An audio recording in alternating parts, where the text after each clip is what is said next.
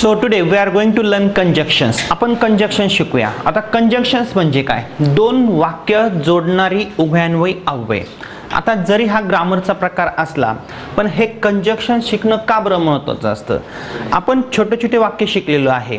जर आपल्याला ते वाक्य जोडायचे असतील तर आपण कंजक्शनच्या सहाय्याने जोडू शकतो. पण प्रत्येक कंजक्शनचा जो अर्थ आहे ना हा वेगवेगळा असतो. For example neither nor, either or, either or, as soon as, no sooner, hardly when. मग असे जे काही कंजक्शन्स असतात हे कंजक्शन जर तुमच्या लक्षात जर आले तर तुम्ही वाक्यांना एक्सटेन्शन देऊ शकता. आता या ठिकाणी मी एक वाक्य दिलेलं आहे, I get up, I brush immediately. मी उठतो आणि मी चटकन दात घासतो. मला म्हणायचं काय आहे? मी उठल्या उठल्या दात घासतो. आता हेच वाक्य जर मला वेगळ्या प्रकारे जर बोलायचं असेल तर मी as soon as, no sooner, hardly वेनच्या माध्यमातून बोलू शकतो. आता जर समजा तुम्ही स्पोकन इंग्लिशचा क्लास करत असाल, जर तुम्हाला इंग्लिशमध्ये परफेक्ट व्हायचं असेल तर ह्या कंजक्शनचे अर्थ लक्षात घ्यायलाच पाहिजे, प्लस त्यांची प्रॅक्टिस करायला पाहिजे. आता काही वाक्य आपण जर वाचले तर आपल्या लक्षात येऊ शकतं, पण जर ह्या कंजक्शनची प्रॅक्टिस स्ट्रक्चरच्या माध्यमातून जर आपण करू शकलो तर आपले कितीतरी डाउट्स क्लिअर होऊ शकतात. आता या ठिकाणी मला असं बोलायचं आहे, as soon as I get up, I brush. आता या ठिकाणाहून मी एक महत्त्वाचा शब्द काढलेला आहे, तो म्हणजे कोणता? इमिजिएटली. आणि खाली असं वाक्य दिलेलं आहे, as soon as I get up, I brush. म्हणजे याचा अर्थ असा होतो, मी उठल्या उठल्या दात घासतो. मला म्हणायचं काय आहे? मी उठतो, मी दात घासतो. मी उठतो, मी दात घासतो. प्रथम क्रिया मी कोणती करतो? प्रथम मी दात घासतो, त्याच्यानंतर मी उठतो. बरोबर ना? नाही, प्रथम मी उठतो त्याच्यानंतर दात घासतो. मग या ठिकाणी ॲज सून ॲजनं काय केलेलं आहे? ॲज सून ॲजनं दोन वाक्य जोडलेले आहे. I get up, I brush हे दोन स्वतंत्र वाक्य आहेत. I get up, I brush या वाक्यात वर्तमान काळ आहे, या वाक्यात वर्तमान काळ आहे, परंतु हे दोन वाक्य जोडले कशाने? ॲज सून ॲजने. हेच वाक्य मी असं देखील बोलू शकतो, I brush as soon as I get up. मी दात घासतो उठल्या उठल्या. मग ॲज सून ॲजचा अर्थ काय आहे? उठल्या उठल्या. मी स्टँडवर गेल्या गेल्या बस पकडली. मी दात घासल्या घासल्या आंघोळ केली. मी आंघोळ केल्या केल्या लगेच चहा पिलो. मी चहा पिल्या पिल्या मी लगेच न्यूजपेपर वाचला.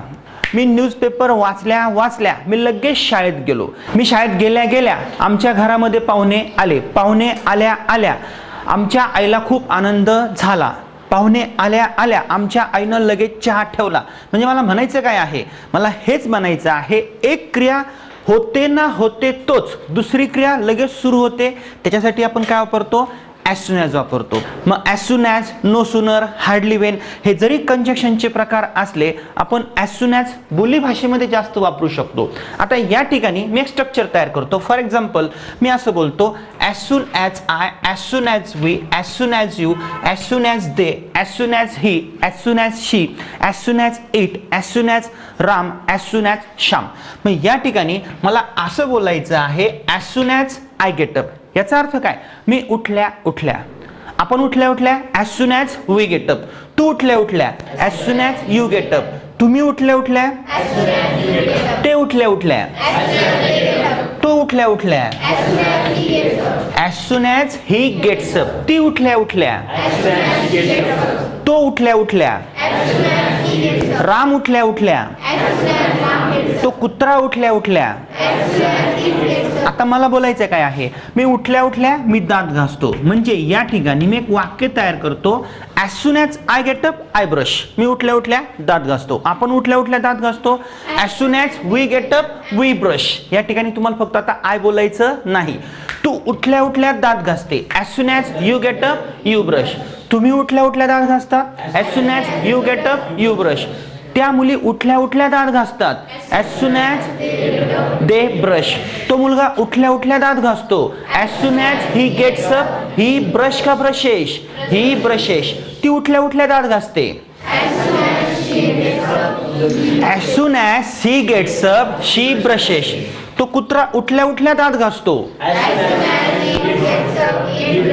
राम उठल्या उठल्या तो दात घासतो. As soon as Ram gets up, he brushes. मग डबल डबल राम घ्यायचं नाही, तुम्ही वैयक्तिक सर्वनाम वापरायचं. आता मला बोलायचं आहे, मी दात घासल्या घासल्या आंघोळ करतो. तुम्ही कसं बोलू शकता? As soon as I brush, मग या ठिकाणी तुम्ही गेटअपच्या ऐवजी तुम्ही काय बोलू शकता, as soon as I brush, as soon as we brush, as soon as you brush, as soon as you brush, as soon as they brush, as soon as he brush का brushes, as soon as he brushes, he take a bath का he takes a bath, he takes a bath. मग या ठिकाणी तुम्ही दुसरं वाक्य लिहू शकता, I take a bath. लगेच तुम्ही स्ट्रक्चरची प्रॅक्टिस करू शकता. मी दात घासल्या घासल्या मी आंघोळ करतो, कसं बोलणार, as soon as I brush I take a bath. आपण दात घासल्या घासल्या आंघोळ करतो, as soon as we take a bath. तू दात घासल्या घासल्या तू आंघोळ करते, as soon as you brush teeth you take a bath. त्यांनी दात घासल्या घासल्या ते आंघोळ करता, as soon as they brush teeth they take a bath. त्यानं दात घासल्या घासल्या तो आंघोळ करतो, as soon as he brushes teeth he takes a bath. त्यानं आंघोळ केल्या केल्या तो चहा पितो, लगेच कसं बोलणार, as soon as he takes a bath he drinks tea. तो चहा पितो ना पितो तो लगेच पेपर वाचतो, as soon as he drinks tea he reads a newspaper. मग ह्या घटना कोणत्या आहे, एक क्रिया झाल्यानंतर लगेच दुसरी क्रिया काय होते, सुरू होते. मी आल्या आल्या तुम्ही उभे राहतात, as soon as I come here you stand up. ती आल्या आल्या तो उभा राहतो, as soon as she comes he stands. मी बोलल्या बोलल्या तुम्ही प्रॅक्टिस करता, as soon as I speak you start to practice. मग ह्या ज्या घटना आहे, एक क्रिया होते ना होते तोच दुसरी क्रिया लगेच सुरू होते. हीच घटना मी पास्ट टेन्स मध्ये सुद्धा बोलू शकतो. फॉर एक्झाम्पल या ठिकाणी मी असं बोललो, as soon as I got up, मी कालचं बोलतोय, as soon as I got up, काल मी उठल्या उठल्या मी दात घासले, I brush teeth, I brush teeth. आम्ही उठल्या उठल्या दात घासले, as soon as we got up we brushed teeth, as soon as you got up you brushed teeth, as soon as they got up they brushed teeth, as soon as he got up he brushed teeth, as soon as she got up she brushed teeth, as soon as Ram got up Ram brushed teeth. मग असे खूप काही वाक्य मी बोलू शकतो. आता मला बोलायचं आहे, मी वाघ पाहिल्या पाहिल्या पळालो, as soon as I saw a tiger, past tense मध्ये बोलतोय, as soon as I saw a tiger I ran away. तिनं वाघ पाहिल्या पाहिल्या ती पळाली, as soon as she saw a tiger she ran away. रामनं वाघ पाहिल्या पाहिल्या राम पळाला, as soon as Ram saw a tiger Ram ran away. पण मी असे बोलू शकतो ना, राम सॉ टायगर ही रॅन अवे इमिजिएटली, असे बोलू शकतो ना, हो मी असं देखील बोलू शकतो. पण जर मला बोली भाषा जर जास्त प्रभावी करायची असेल तर मी फक्त एक कंजक्शन शिकलं, आणि ते कंजक्शन कोणतं आहे, ॲज सून ॲज. आता याच्यामध्ये मी नो सूनर दॅनचा त्यानंतर हार्डली व्हेनचा उपयोग करू शकतो, परंतु बोली भाषेमध्ये हे जे ॲज सून ॲज आहे हे काय आहे, एक प्रकारचं कंजक्शन आहे, कनेक्टर आहे. ॲज सून ॲज न मी दोन वाक्य जोडलेले आहेत. आता वाक्यांचं विश्लेषण करा. जे काही कंजक्शन्स आपण वापरत असतो, जर समजा पहिल्या वाक्यामध्ये वर्तमान काळ असेल तर दुसऱ्या वाक्यामध्ये देखील वर्तमान काळाचा असतो. जर या ठिकाणी पास्ट टेन्स आहे तर या ठिकाणी देखील पास्ट टेन्सचा असतो. मग असे खूप काही वाक्य तुम्ही बोलू शकता. मग आता हे कंजक्शन शिकत असताना मी दुसरं देखील कंजक्शन लगेच शिकू शकतो. दुसरं कंजक्शन कोणतं आहे, व्हेन. आता या ठिकाणी मी जर असं बोललो, I get up I brush, हे दोन वाक्य आहे, दोन स्वतंत्र वाक्य आहे. जर मी असं बोललो, when I get up, when I get up I brush, मी काय बदल केलेला आहे, दोन वाक्य मी जोडलेले आहेत. पण जोडण्यासाठी मी काय केलेलं आहे, या ठिकाणी व्हेन हा शब्द कोणता आहे, हा प्रश्नार्थक शब्द नाही.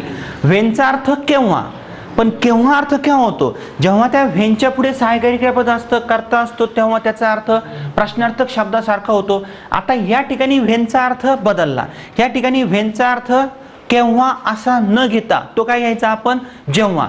मग या ठिकाणी अर्थ असा होतो, जेव्हा मी उठतो मी दात घासतो, म्हणजेच तेव्हा मी दात घासतो.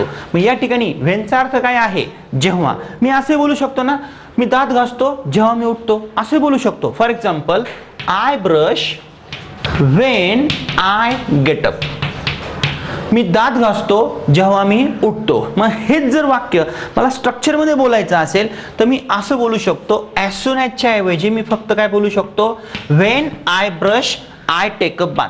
जेव्हा मी ब्रश करतो तेव्हा मी दात घासतो. जेव्हा आपण ब्रश करतो तेव्हा आपण दात घासतो. कसं बोलणार, when we brush we take a bath. जेव्हा तू ब्रश करते तेव्हा तू आंघोळ करते. When you brush you take a bath, जेव्हा तो ब्रश करतो तो आंघोळ करतो. When he brushes he takes a bath. पण हेच वाक्य मला पास्ट टेन्स मध्ये बोलायचं आहे. मी कसं बोलू शकतो? काल मी जेव्हा उठलो तेव्हा मी दात घासले. Yesterday when I got up I brush teeth. जेव्हा मी दात घासले मी आंघोळ केली. When I brush teeth I took a bath. जेव्हा मी उठलो तेव्हा मी ब्रश केला. हे बघा या ठिकाणी स्ट्रक्चर आहे. मग जर समजा या ठिकाणी पास्ट टेन्स आहे तर या ठिकाणी देखील पास्ट टेन्सच असतो ना. जेव्हा ती आली तेव्हा मला आनंद झाला. When she came I became happy. जेव्हा मी लिहिलं तेव्हा मी गेलो.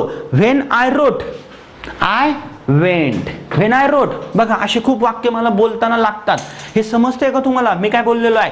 जेव्हा मी ब्रश करतो तेव्हा मी आंघोळ करतो. मला असं बोलायचं आहे. म्हणजे कोणती भाषा वापरायची आहे? जेव्हा तेव्हाची भाषा. मग या ठिकाणी व्हेन काय आहे? व्हेन एक प्रकारचं कंजक्शन आहे. व्हेनने किती वाक्य जोडलेत मी? 2 वाक्य. मग काहीच करू नका, असे स्ट्रक्चर्स तयार करा. आणि जेव्हा तुम्ही असे स्ट्रक्चर्स तयार करता तेव्हा व्हेन सारखंच तुम्ही अजून एक कंजक्शन वापरू शकता. ते म्हणजे कोणतं? As. As I brush I take a bath. As we brush we take a bath. As you brush you take a bath. As he brushes he takes a bath. As she brushes she takes a bath. मला जर भूतकाळामध्ये बोलायचं असेल या ठिकाणी मी असं बोलू शकतो. As I got up I brushed. जसा मी उठलो मी दात घासले. जशी ती उठली तिने दात घासले. बघा व्हेनचा अर्थ काय? जेव्हा. ॲजचा अर्थ काय? जसा जशी जसे. ॲज सून ॲजचा अर्थ काय? एक क्रिया संपते ना संपते तोच दुसरी क्रिया काय होते? लगेच सुरू होते. मग हे वेगवेगळे कंजक्शन्स असतात पण प्रत्येक वाक्यामध्ये त्याचा अर्थ बदलला ना. या ठिकाणी ॲज सून ॲजचा अर्थ काय आहे? ताबडतोब. बरोबर. म्हणजे मला म्हणायचं काय आहे? एक क्रिया संपते ना संपते तोच लगेच दुसरी क्रिया सुरू होते. पण दुसऱ्या कंजक्शनचा अर्थ काय आहे? जेव्हा तेव्हाची भाषा. जेव्हा मी ब्रश करतो मी आंघोळ करतो. मला बोलायचं आहे जेव्हा मी आंघोळ करतो तेव्हा मी चहा पितो. बोलू शकतो. जेव्हा मी शिकवतो तुम्ही प्रॅक्टिस करतात. When I teach you practice. म्हणजे जेव्हा मी शिकवतो तेव्हा तुम्ही प्रॅक्टिस करता. जेव्हा ती येते तेव्हा मला आनंद होतो. When she comes I become happy. ती आल्याला मला आनंद होतो. As soon as she comes I become happy. समजतंय का? मग हे जे काय आहे हे सर्व कंजक्शन्स आहेत. मग याची प्रॅक्टिस कशी करणार? काही स्ट्रक्चर्स तयार करा. हे स्ट्रक्चर तुमच्या वहीमध्ये घ्यायचे आणि एक एक कंजक्शन घेऊन त्यांचे काही अर्थ आपण लक्षात घ्यायचे. परंतु तुम्ही फक्त एकाच वाक्याचा अर्थ जर लक्षात घेतला तर तुम्हाला बोलता येणार नाही. मग तुम्हाला काय करायचं आहे? तुम्ही एकच काम करा. असे I we you you they he she it रामचे स्ट्रक्चर तयार करा. त्या स्ट्रक्चरमध्ये फक्त या ठिकाणी एक सिस पेन्सिलने एक पेज तयार करा आणि पेज तयार केल्यानंतर फक्त मोठ्यानं बोलायचं आहे. एकदा वर्तमान काळामध्ये बोला आणि एकदा कशामध्ये बोलायचं? फक्त पास्ट टेन्समध्ये बोलायचं. आता या ठिकाणी मी 2 स्ट्रक्चर्स का बरं तयार केले? हा वर्तमान काळ आहे आणि हा कोणता काळ आहे? पास्ट टेन्स आहे. म्हणजे इकडं पास्ट टेन्स आहे इकडं पास्ट टेन्स आहे. व्याकरणाचा नियम आपण लक्षात न घेता देखील काही सिच्युएशन्स क्रिएट करून आपण काही कंजक्शनची प्रॅक्टिस करू शकतो. हे 3 कंजक्शन्स आपण शिकलेले आहे. पुढे आपण not only but also as well as neither nor आणि आयदर ऑर हे कंजक्शन शिकणार आहे. त्याची प्रॅक्टिस करा आणि स्टेप बाय स्टेपच पुढे जा.